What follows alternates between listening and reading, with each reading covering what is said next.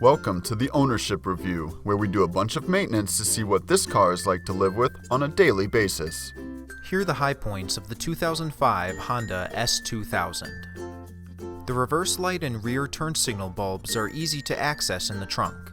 Although you will need a rivet popper to help you disconnect the lining, it pries back easily and gives you direct access to the bulbs. The battery is quick to find in the upper left corner of the engine bay. With non-remote terminals and a bracket that sits right on top, replacing the battery will be easy to do when necessary. The engine air filter is quick to find in the front of the engine bay. No tools are needed to disconnect either the housing or the filter itself from the vehicle, allowing for a relatively quick filter change. Not everything is perfect. Here are the pain points. You will need to go through the wheel well in order to access the headlights. This can be difficult, not only because the wheel well lining can be sharp and grow rigid to the vehicle over time, but that once removed it will still prove to be a cramped reach.